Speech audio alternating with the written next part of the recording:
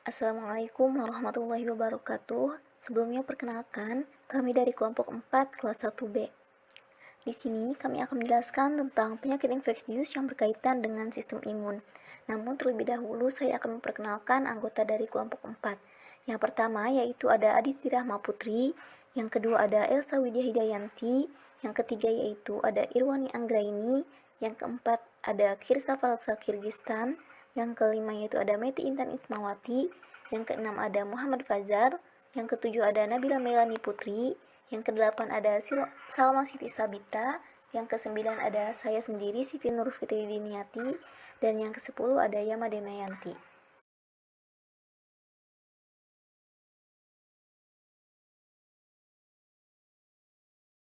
Baik, sebelumnya perkenalkan, nama saya Siti Nur Fitri Diniati dari kelas 1B. Di sini saya akan terlebih dahulu menjelaskan tentang definisi dari penyakit infeksius itu sendiri. Nah, penyakit infeksius atau penyakit infeksi ini ialah suatu penyakit yang disebabkan oleh serangan mikroorganisme, termasuk dari bakteri, kemudian virus, fungi atau jamur, atau parasit. Nah, secara umum, proses terjadinya penyakit ini melibatkan 3 faktor yang saling berinteraksi, yaitu faktor penyebab penyakit atau biasa disebut dengan agen, kemudian faktor manusia atau penjamunya, atau sering juga disebut dengan host, dan yang terakhir yaitu ada dari faktor lingkungan. Nah, sebenarnya dalam tubuh manusia yang sehat sudah terdapat mikroorganisme seperti bakteri dan parasit yang berada di dalam mulut atau usus. Nah, mikroorganisme alami dalam jumlah tertentu biasanya tidak dianggap sebagai infeksi dan justru bermanfaat untuk kesehatan tubuh kita. Adapun masalah muncul ketika mikroorganisme itu menyebabkan penyakit dan bisa menularkan ke orang lain. Nah, hal inilah yang disebut dengan infeksi. Nah, infeksi yang terjadi dalam tubuh kita ini dapat bersifat lokal atau hanya pada bagian tertentu, atau mungkin juga menyebar melalui darah sehingga menjadi bersifat sistemik atau dapat mempengaruhi seluruh tubuh.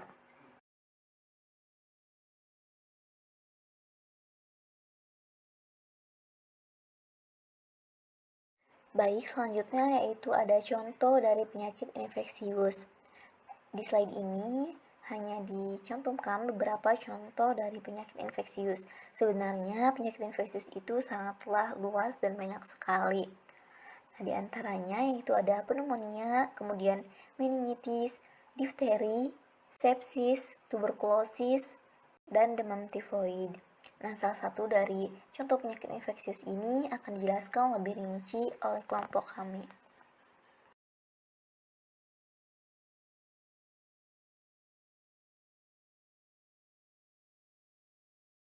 Baik, yang selanjutnya yaitu ada salah satu contoh dari penyakit infeksius, yaitu difteri. Nah, difteri ini merupakan suatu penyakit infeksi akut yang terutama menyerang tonsil, faring, laring, dan hidung. Namun, juga ada kalanya dapat menyerang selaput lendir atau kulit, serta kadang juga dapat menyerang konjungtiva atau vagina. Namun, kasus yang lebih banyak terjadi yaitu berupa infeksi akut yang menyerang saluran pernafasan atas. Nah, difteri ini disebabkan oleh bakteri Corynebacterium diphtheri, di mana bakteri ini merupakan salah satu jenis bakteri gram positif yang tidak membentuk spora. Jadi, penyakit difteri ini disebabkan oleh salah satu mikroorganisme. Selanjutnya yaitu ada klasifikasi difteri. Jadi, klasifikasi difteri ini terbagi menjadi 2 jenis tipe difteri. Yang pertama yaitu ada tipe respirasi, yang kedua yaitu ada tipe kutan atau kulit. Nah, untuk tipe respirasi ini yaitu difterinya disebabkan oleh strain bakteri yang memproduksi toksin atau toksigenik. Nah, biasanya dapat menyebabkan gejala yang berat sampai meninggal. Nah, difteri tipe respirasi ini juga terbagi ke dalam beberapa tipe. Nanti akan dijelaskan di slide selanjutnya. Nah, untuk yang kedua yaitu ada tipe kutan atau kulit. Difteri ini yaitu menyerang kulit dengan gejala yang ringan, di mana disertai dengan peradangan yang tidak khas. Baik, yang selanjutnya yaitu ada tipe-tipe difteri dari difteri tipe respirasi. Nah, yang pertama yaitu ada difteri hidung. Untuk difteri hidung ini umumnya timbul atau terjadi pada bayi. Kemudian yang kedua yaitu difteri fausial. Nah, difteri ini merupakan bentuk paling umum dari difteri, di mana gejalanya dapat berupa tonsilitis disertai dengan pseudomembran yang berwarna kuning keabuan pada salah satu atau kedua tonsil. Kemudian, untuk difteri yang ketiga yaitu biasanya terjadi sekunder akibat dari difteri fausial. Nah, pada difteri yang ketiga ini dapat menimbulkan gambaran bullneck. Nah, timbulnya bullneck merupakan tanda dari difteri berat, di mana dapat timbul obstruksi pernapasan akibat lepasnya pseudomembran sehingga pasien membutuhkan tracheostomi. Kemudian yang keempat yaitu difteri maligna. Nah, untuk difteri ini merupakan bentuk difteri yang paling parah dari difteri, di mana toksin secara cepat akan menyebar dengan demam tinggi, kemudian denyut nadi cepat, penurunan tekanan darah, dan sianosis. Pada difteri maligna ini, gambaran bullneck dapat terlihat, kemudian timbul pendarahan dari mulut, hidung, dan kulit. Nah, gangguan jantung berupa heart block juga dapat muncul beberapa hari sesudahnya. Baik, yang selanjutnya yaitu ada tipe difteri kutan atau kulit.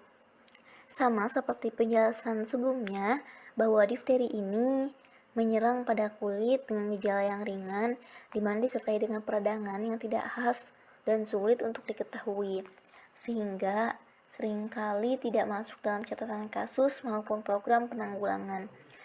Nah, difteri kutan atau kulit ini disebabkan oleh strain bakteri toksigenik maupun non-toksigenik. Baik, mungkin cukup sekian dari saya. Kurang lebihnya mohon maaf. Selanjutnya akan dijelaskan oleh rekan saya. Assalamualaikum warahmatullahi wabarakatuh. Sebelumnya, perkenalkan nama saya Nabila Meilani Putri. Di sini saya akan memaparkan atau sedikit menjelaskan mengenai epidemiologi dari penyakit difteri. Nah, untuk lebih lanjutnya, mari kita lihat slide berikutnya. Penyakit difteri tersebar di seluruh dunia. Angka kejadian atau kasus penyakit difteri ini seringkali mengalami peningkatan maupun penurunan. Nah, seperti yang terlihat pada slide berikut, di sini terdapat angka kejadian atau kasus penyakit difteri yang terjadi di dunia, di mana menurut laporan WHO, kasus difteri yang terjadi pada tahun 2008 berturut-turut terjadi di negara-negara wilayah Afrika sebanyak 72 kasus, di wilayah Amerika sebanyak 102 kasus, di wilayah Mediteran Timur sebanyak 133 kasus, di wilayah Pasifik Barat yaitu sebanyak 95 kasus, dan terakhir yaitu terjadi di wilayah Asia Tenggara, di mana di wilayah Asia Tenggara ini kasus penyakit difteri terjadi lebih banyak daripada negara sebelumnya, yaitu 6.502 kasus. Selanjutnya, wabah difteri ini meningkat di tahun 2009, di mana jumlah kasus difteri khususnya di wilayah Asia Tenggara, kasusnya itu terjadi di Bangladesh yaitu berjumlah 23 kasus, di wilayah Thailand sebanyak 14 kasus, di wilayah Myanmar terjadi sebanyak 19 kasus, dan di wilayah Indonesia kasus penyakit difteri ini terjadi lebih banyak, yaitu 124 kasus. Pada tahun 2010, terjadi kembali wabah atau kasus penyakit difteri di wilayah Asia Tenggara. Tepatnya yaitu terjadi di wilayah Bangladesh sebanyak 13 kasus, di wilayah Myanmar sebanyak 4 kasus, dan di wilayah Thailand sebanyak 9 kasus, di mana kasus penyakit difteri pada tahun 2010 ini mengalami penurunan dari tahun sebelumnya, yaitu tepatnya tahun 2009. Selain itu, di wilayah Indonesia, kasus difteri ditemukan sejak tahun 2010 sampai dengan 2017. Pada tahun 2010, kasus penyakit difteri terjadi sebanyak 36 kasus dan 8 diantaranya meninggal dunia. Tahun 2011, kasus penyakit difteri terjadi sebanyak 816 kasus, tahun 2012 terjadi sebanyak 1.192 kasus, pada tahun 2013 terjadi sebanyak 775 kasus, dan pada tahun 2015 terdapat 590 kasus dengan kasus kematian sebanyak 6%. Pada tahun 2016, terdapat 581 kasus difteri dengan jumlah kematian sebanyak 24 orang. Lalu yang terakhir yaitu pada tahun 2017, kasus penyakit difteri ini terjadi sebanyak 954 kasus dengan kasus kematian sebanyak 44 orang. Lalu yang selanjutnya yaitu mortalitas. Tingkat mortalitas kasus penyakit difteri ini sangat bervariasi. Umumnya dipengaruhi oleh beberapa faktor, seperti bakteremia, usia, serta adanya komplikasi seperti asfiksia maupun miokarditis. Tingkat mortalitas ini diperkirakan sekitar 5-10% pada populasi umum dan meningkat tajam hingga 30-40% jika terjadi bakteremia. Tingkat mortalitas pada anak-anak kurang dari 5 tahun dan dewasa lebih dari 40 tahun, tingkat mortalitasnya itu terjadi sebesar 20%. Dan jika terjadi komplikasi, kematian umumnya terjadi pada hari ketiga atau keempat setelah pasien atau orang tersebut terkena penyakit difteri.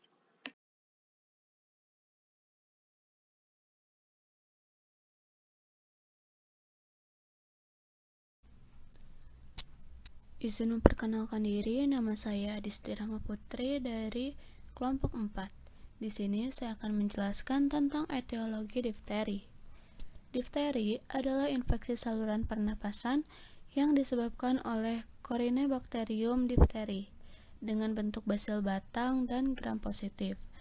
Corynebacterium diphtheri ini adalah makhluk anaerobik fakultatif dan gram positif, ditandai dengan tidak berkapsul, tidak berspora, tidak bergerak, dan berbentuk batang 1 hingga 8 mikrometer dan lebar 0,3 hingga 0,8 mikrometer. Corynebacterium diphtheri ini memiliki ciri khas membentuk gambaran club-shaped bacillary appearance atau dapat disebut juga dengan Chinese character. Bakteri ini ditularkan melalui percikan ludah yang berasal dari batuk penderita atau benda maupun makanan yang telah terkontaminasi bakteri. Biasanya, bakteri ini berkembang biak pada atau sekitar selaput lendir mulut dan tenggorokan dan menyebabkan peradangan. Corynebacterium diphtheri ini disebarkan melalui udara, yakni ketika seseorang melakukan kontak dengan orang yang terinfeksi. Masa inkubasi Corynebacterium diphtheri ini berkisar antara 2 hingga 5 hari. Tetapi, permulaan gejala baru mulai muncul sekitar 10 hari setelah terpapar bakteri. Umumnya, Corynebacterium diphtheri ini menyerang anak-anak dan dewasa yang belum melakukan vaksinasi. Faktor virulensi utama yang disebabkan oleh Corynebacterium diphtheri ini adalah eksotoksin yang disebut dengan toksin difter. Toksin difteri ini memiliki sifat nekrotik dan neurotoksik. Selain itu, Corynebacterium diphtheri ini juga memiliki enzim neuraminidase dan transialidase yang berperan dalam memfasilitasi ikatan bakteri dengan sel tubuh.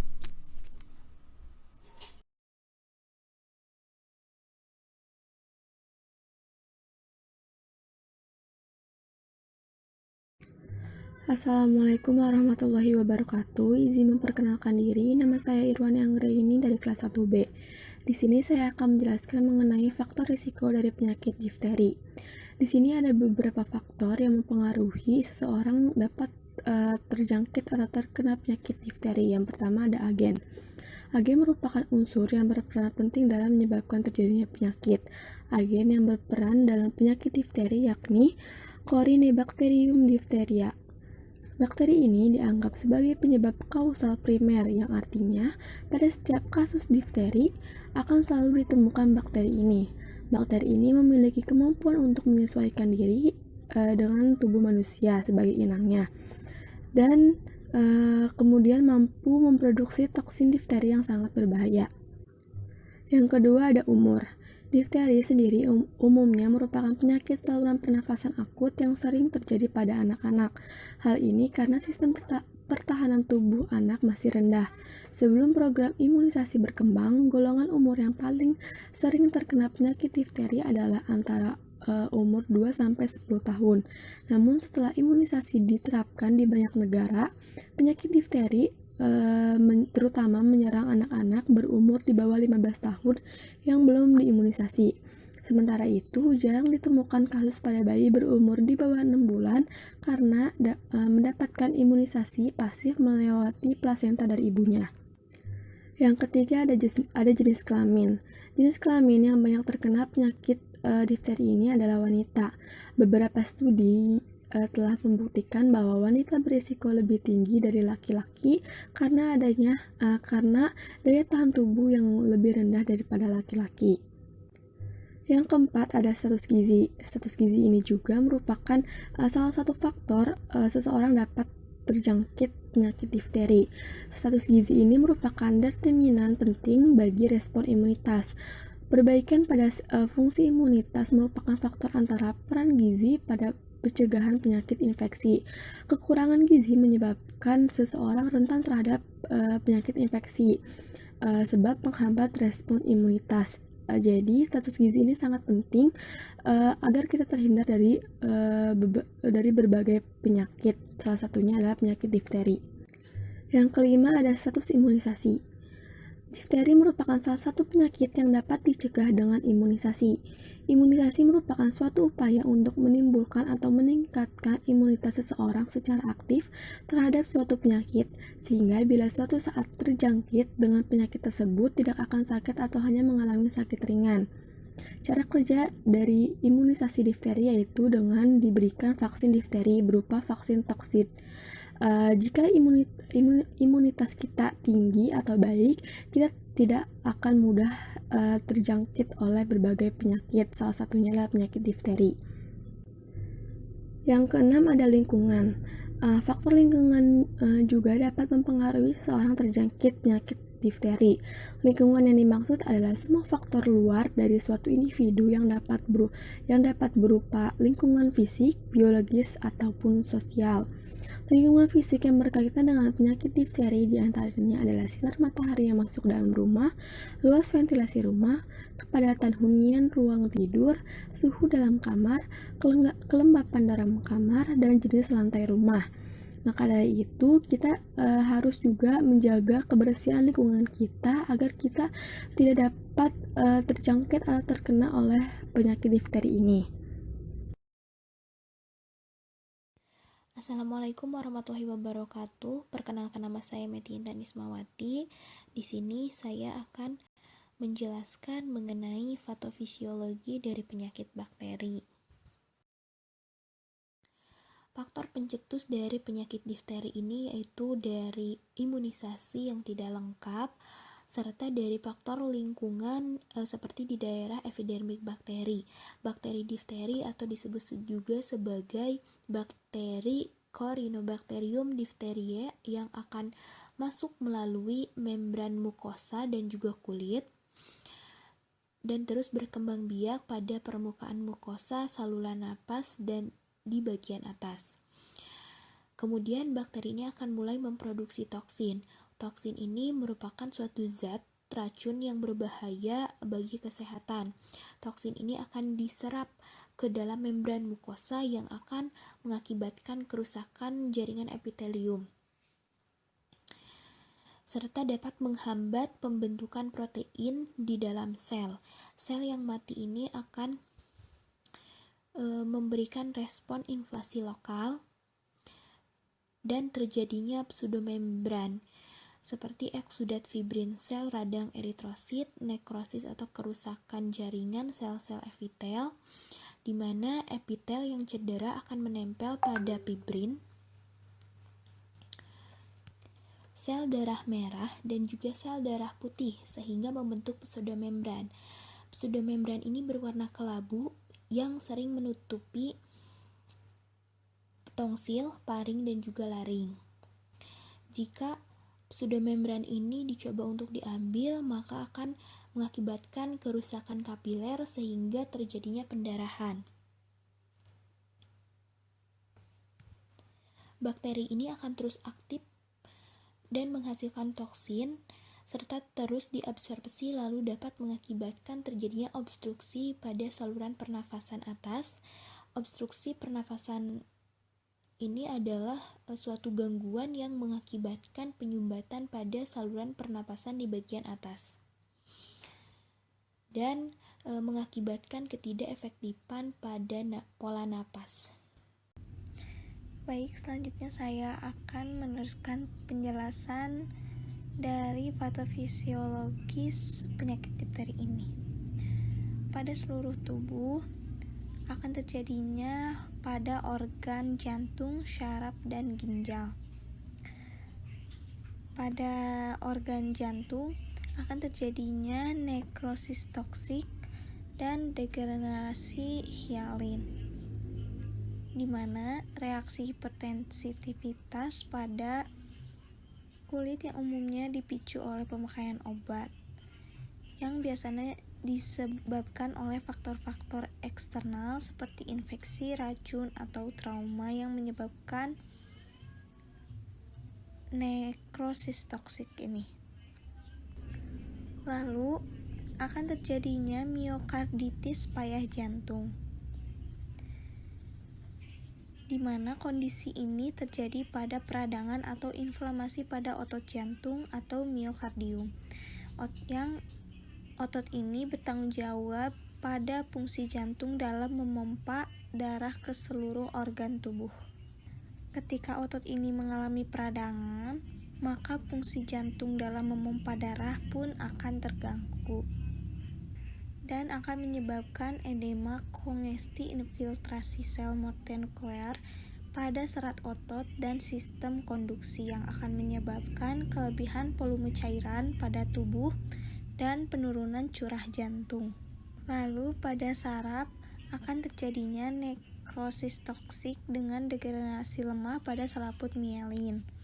Lalu paralisis di patumole, otot mata, dan ekstremitas inferior yang akan menyebabkan ansietas dan gangguan menelan.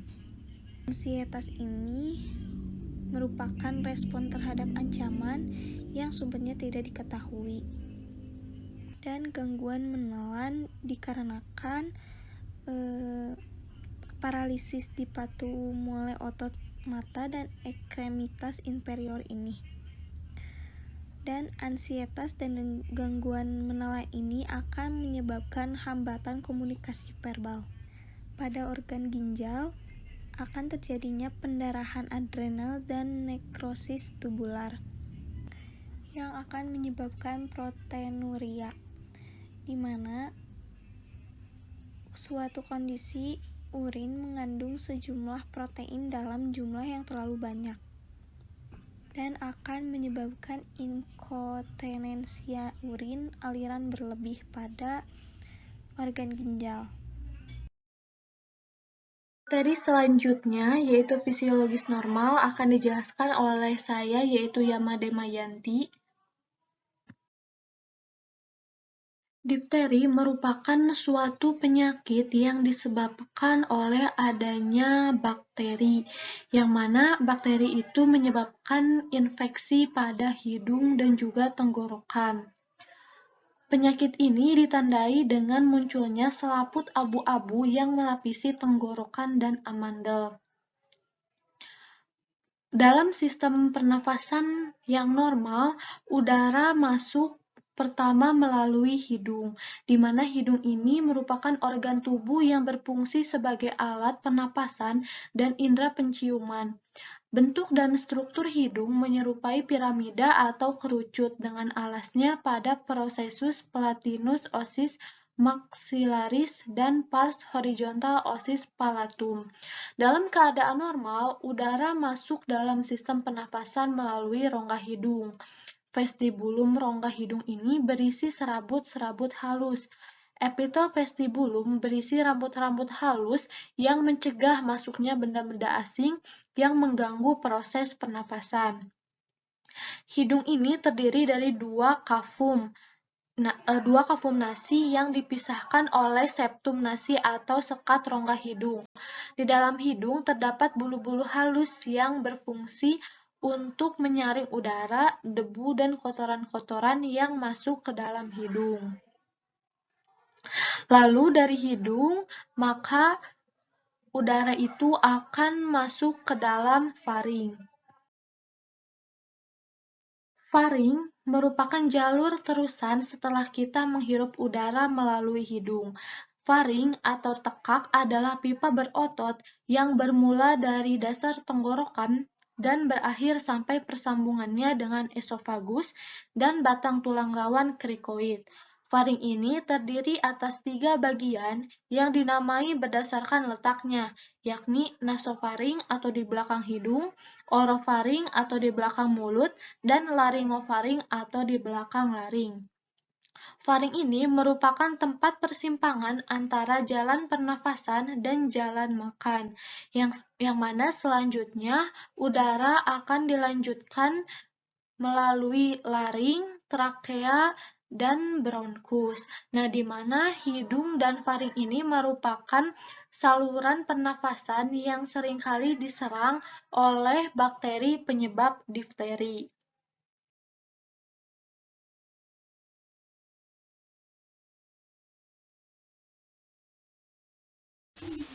Baik, di sini saya Kirsafalsa Kirgistan dari kelas 1B akan memaparkan tentang manifestasi klinik penyakit difteri. Gejala difteri muncul 2-5 hari setelah seseorang terinfeksi. Meskipun demikian, tidak semua orang yang terinfeksi difteri mengalami gejala. Apabila muncul gejala, biasanya berupa terbentuknya lapisan tipis berwarna abu-abu yang menutupi tenggorokan dan amandel penderita. Penetapan kasus salah satunya dilihat dari tanda dan gejala klinis yang hal ini karena penanganan sedini mungkin sangatlah penting untuk dilakukan. Tanda dan gejala yang digunakan sebagai alat diagnosa penyakit difteri yaitu yang pertama, mengalami infeksi pada faring, laring, trakea, atau kombinasinya. Yang kedua, muncul selaput berwarna putih keabu-abuan atau pseudomembran yang tidak mudah lepas pada tenggorokan, amandel, rongga mulut, atau hidung. Yang ketiga, pembengkakan kelenjar limfa pada leher atau bullneck. Yang keempat, demam yang tidak tinggi atau di bawah 38,5 derajat Celcius. Yang terakhir, mengeluarkan bunyi saat menarik nafas atau juga kesulitan bernafas. Baik, selanjutnya saya Yamade Mayanti akan melanjutkan kembali materi mengenai komplikasi dari penyakit difteri. Difteri merupakan penyakit yang sangat mudah menular yang disebabkan oleh infeksi bakteri Corynebacterium diphtheriae. Komplikasi yang disebabkan oleh penyakit difteri ini karena dilatari oleh racun yang dikeluarkan oleh bakteri penyebab difteri. Yang selanjutnya yaitu ada beberapa komplikasi yang disebabkan oleh penyakit difteri. Komplikasi yang pertama dari penyakit difteri ini yang pertama adalah menyerang sistem pernapasan, di mana racun yang dihasilkan bakteri penyebab difteri akan menyebabkan kematian jaringan, termasuk jaringan dalam sistem pernapasan. Akibatnya, jaringan mati tersebut akan membentuk lapisan tebal berwarna abu-abu yang dikenal dengan pseudomembran. Adanya pseudomembran ini akan menutupi saluran pernafasan, sehingga menyebabkan kesulitan untuk bernafas.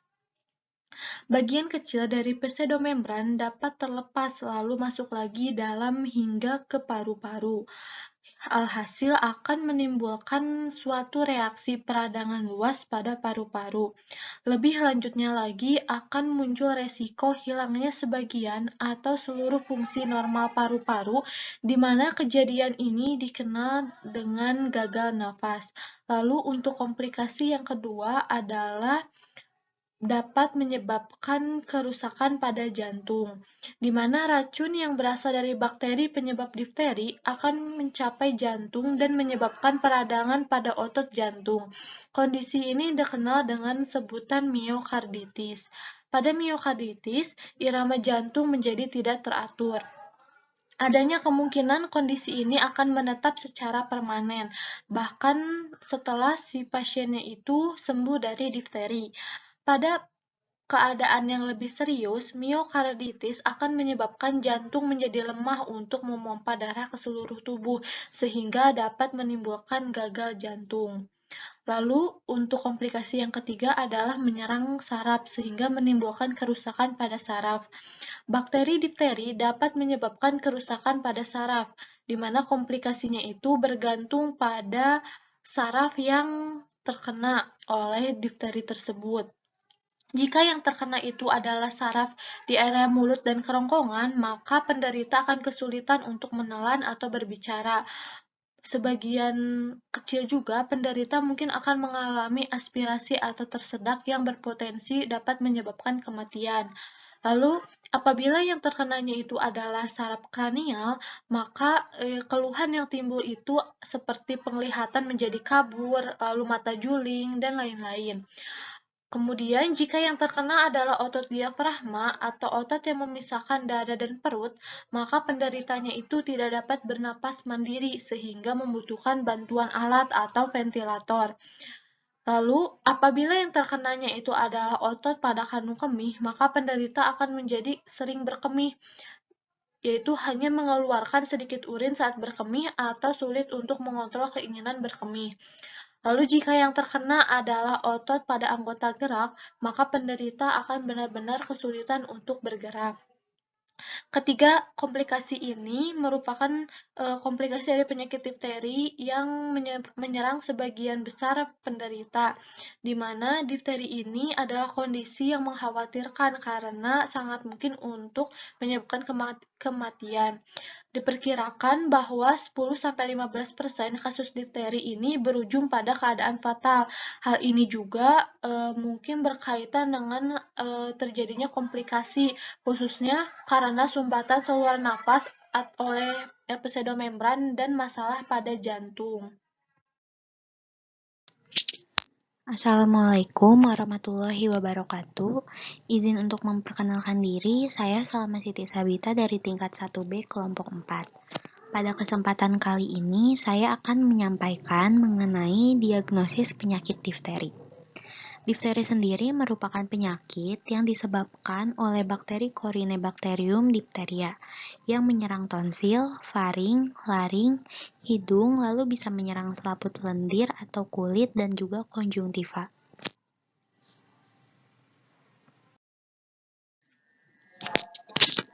Berikut merupakan diagnosis pada penyakit difteri, yaitu dengan melakukan pemeriksaan laboratorium. Pemeriksaan laboratorium ini sendiri terdiri atas pemeriksaan mikroskopik, kultur, uji biokimia, dan uji toksigenitas.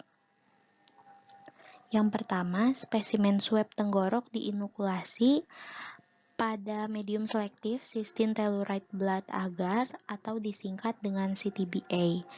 Lalu diinkubasi selama 24-48 jam pada suhu 37 derajat Celcius. Terdapat adanya koloni yang diduga koloni Corynebacterium diphtheri pada medium CTBA ini dengan ciri koloninya berbentuk bulat, berwarna hitam keabuan, divalidasi dengan pemeriksaan mikroskopik menggunakan pewarnaan Albert. Morfologi dari Corynebacterium diphtheri ini secara mikroskopik menunjukkan gambaran bentuk batang dengan pembesaran granul pada salah satu atau kedua ujungnya. Selanjutnya, uji biokimia. Uji biokimia ini dilakukan dengan melakukan inokulasi kembali koloni yang diduga pada medium CTBA ke medium agar darah. Selanjutnya, diinkubasi pada suhu 30 derajat Celcius selama 24 jam. Kemudian dilakukan uji biokimia menggunakan produk komersial, API, korin, dan dianalisis dengan software komputer. Apabila sudah dipastikan bahwa bakteri yang diperiksa adalah Corynebacterium diphtheri, maka dilakukan uji toksigenitas untuk mengetahui kemampuan bakteri mengeluarkan toksin difteri yang merupakan faktor virulensi utama bakteri tersebut. Uji toksigenitas ini sendiri untuk difteri dilakukan dengan metode polymerase chain reaction atau PCR dengan menggunakan salah satu pasangan primer dengan target gentox.